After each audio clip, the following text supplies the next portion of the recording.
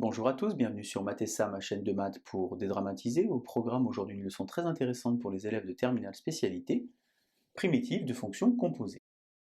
Nous sommes bien évidemment dans le chapitre de terminale spécialité qui traite d'équations différentielles et primitives. Je vous insère comme d'habitude le lien vers la playlist du chapitre afin que vous puissiez vérifier vos acquis et vos connaissances. Connaissez-vous par exemple sur le bout des doigts votre formulaire pour trouver les primitives de fonctions usuelles? Savez-vous faire la différence entre les trois articles une, la et les, afin de déterminer une primitive, ou bien la primitive, ou encore les primitives d'une fonction donnée? On va donc aujourd'hui chercher une primitive de fonction donnée. Je vais donc préparer pour vous au tableau 6 exemples, que j'ai répartis en 3 catégories. Ici, tout va bien, ici, il en manque, et ici, il y en a trop. Si vous vous sentez suffisamment à l'aise, je vous invite à mettre la vidéo en pause, vous tentez de trouver à chaque fois une primitive pour la fonction qui vous est fournie, et dans le cas contraire, on va enchaîner ensemble tout de suite avec les explications et bien sûr les résultats. Alors je vous rappelle que pour commencer, pour moi, et c'est très important, dériver c'est descendre et intégrer c'est monter. On a donc ici une fonction f qui va donc nous fournir f' sa dérivée, ou bien grand F, une primitive. Pour pouvoir trouver, comme c'est le but aujourd'hui, primitive de fonctions composées, je vous invite vraiment à faire une petite fiche, à avoir un petit formulaire que je vous insère sur la partie droite de l'image, pour pouvoir à chaque fois faire apparaître les bonnes formules. La difficulté ici, et elle est fondamentale, c'est que pour pouvoir trouver une primitive de fonction, il faut d'abord dériver une fonction pour faire apparaître la bonne formule. On commence donc ici avec f de x égale 4, e de 4x plus 7, quelque chose qui va ressembler immédiatement à u', e de u, mais il va falloir identifier qui est u. U est donc ici la fonction qui est à l'intérieur, c'est-à-dire dans l'exponentielle. On va donc écrire ici 4x plus 7, et dériver ce 4x plus 7 en 4. On a donc exactement u' e de u, et une primitive de u' e de u, c'est donc e de u, c'est-à-dire e de 4x plus 7. Alors je fais un petit break, je m'arrête immédiatement, car vous êtes à la maison, on est par écran interposé, et vous avez peut-être envie de me poser une question comme ça qui vous brûle les lèvres. Cette question c'est, il est passé où le 4? Vous aviez ici 4, et il n'y a plus de 4. Le 4 a disparu. Eh bien, à chaque fois les élèves se posent cette question, il est passé où le 4? Lorsque vous dérivez e de u, vous avez u' e de u, il y a un 4 qui apparaît devant, comme ceci. Eh bien, lorsque vous intégrez, ce u' rentre à l'intérieur de la fonction, ce qu'on appelle la fonction à l'intérieur. C'est la raison pour laquelle le 4 ici a disparu à l'aide de l'intégration. Vous allez voir qu'à chaque fois, le u' va disparaître pour pouvoir laisser la place à votre formule. On va donc avoir ici maintenant f de x égale 10x sur racine de 5x carré plus 7. De la même manière, on va identifier à l'aide de mon formulaire ici quelque chose de la forme u' sur racine de u. On va donc dire que u, c'est, attention gros piège, non pas racine de 5x carré plus 7, mais uniquement 5x carré plus 7, que je vais dériver en 10x, et je me rends compte alors que j'ai exactement à cet endroit-là u' sur racine de u. J'obtiens donc 2 racine de u, c'est-à-dire 2 racines de 5x carré plus 7. De la même manière, vous vous rendez compte que le 10x a disparu dans l'intégration. Tout va bien, c'était finalement un petit peu factice, on avait exactement les bonnes formules, le u', le e de u, le racine de u. On va maintenant passer à il en manque. Alors j'ai écrit en rouge ici un verbe ajuster, car on va devoir donc transformer un petit peu l'écriture pour faire apparaître cette fois-ci une formule de notre formulaire. Alors on a quelque chose ici qui va s'apparenter à u puissance n. Il nous faut donc avoir devant un u'. Le u, c'est donc ce qui est ici dans la puissance, c'est-à-dire 5x moins 3, que j'écris à cet endroit-là.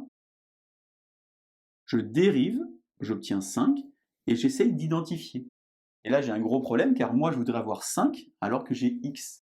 Je ne peux ajuster qu'avec des nombres ou des signes, et en aucun cas avec des lettres. Ça veut dire qu'en l'état, je suis dans l'incapacité de trouver une primitive de cette fonction en utilisant primitive de fonction composée. Je pourrais, par exemple, si je suis en maths experte, utiliser le binôme de Newton, développer 5x-3 puissance 7, puis ensuite intégrer terme à terme le polynôme de degré 8 que j'aurais obtenu. Exemple ici, f de x égale x-1 sur 3x carré moins 6x plus 5 à la puissance 5, quelque chose donc qui va être de la forme u' sur u puissance n. Une nouvelle fois, le u, c'est ce qui est dans la parenthèse. J'ai donc ici 3x carré moins 6x plus 5 que je dérive en 6x moins 6. Moi, je voudrais donc avoir ici au numérateur 6x moins 6 et au dénominateur donc 3x carré moins 6x plus 5 à la puissance 5. Le problème, c'est qu'en ayant écrit ça, eh bien, je me mets dans la difficulté, car le f n'est pas égal à ça, puisque là j'ai mis 6x moins 6 alors qu'au départ j'avais uniquement x moins 1. Je vais donc ajuster en écrivant comme ceci 1 sixième à l'aide donc d'une constante multiplicative. Ainsi, 1 sixième fois 6x moins 6 va me donner x moins 1. Et je vais donc avoir une primitive, je conserve le 1 sixième, puisque c'est une constante multiplicative, multipliée par primitive de u' sur u puissance n, c'est moins 1, sur n moins 1, 5 moins 1, ça fait 4, facteur de 3x carré moins 6x plus 5 à la puissance 4. Donc vous voyez, ajuster, attention, on n'ajuste qu'avec des nombres ou avec des signes, mais en aucun cas avec des lettres. Troisième colonne, il y en a trop, on va de nouveau devoir ajuster. Je vais donc déjà identifier à quoi ça peut ressembler. Alors comme au dénominateur j'ai un u, eh bien la seule formule de mon formulaire c'est donc u' sur u. J'ai donc mon u qui vaut l'expression du dénominateur, c'est-à-dire x carré plus 7x plus 50, que je m'empresse une nouvelle fois de dériver en 2x plus 7. J'écris alors ce que je voudrais avoir. Moi je voudrais avoir donc 2x plus 7 sur x carré plus 7x plus 50. Mais ce n'était pas 2x plus 7 que j'avais, mais 6x plus 21, c'est pas grave. Je vais ajuster, mais au lieu de diviser ici, je vais simplement factoriser ici au numérateur en écrivant 3 fois 2x plus 7. J'obtiens de nouveau une constante multiplicative, et je vais pouvoir écrire 3 fois ln de x carré plus 7x plus 50. Normalement, je devrais mettre une valeur absolue, mais si vous faites un petit delta, un petit discriminant, vous vous rendrez compte alors que vous avez un delta négatif, et donc x carré plus 7x plus 50 est un nombre qui est toujours positif. Dernier exemple enfin, avec cette fois-ci des fonctions trigonométriques. En fonction de votre avancée dans l'année scolaire, vous n'avez peut-être pas encore vu la dérivée de cos ou la dérivée de sin, et donc une primitive de cos et donc une primitive de sin. On va quand même le faire. On a donc quelque chose de la forme u' cos u. Je vais donc identifier, comme tout à l'heure, u, c'est donc ce qui est à l'intérieur, c'est-à-dire pi sur 3 moins 2x, que je dérive donc en moins 2. J'écris donc ce que je voudrais avoir. Moi, je voudrais avoir moins 2 fois cos de pi sur 3 moins 2x. Le problème, c'est qu'ici, je n'ai pas moins 2, j'ai 8.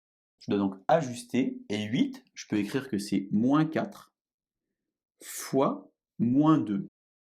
Je vais donc avoir ici de nouveau une constante multiplicative, et donc je vais conserver ce moins 4 à cet endroit-là, pour trouver une primitive de u' cos u, qui fait donc sinus, comme ceci, pi sur 3, moins 2x.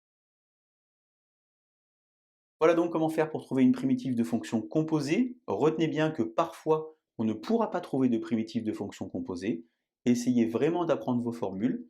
Faites apparaître comme ceci une présentation rigoureuse et appliquée, et tout ira bien. Allez, je vous laisse vous entraîner, et je vous dis à bientôt sur Mathessa. Bonne journée!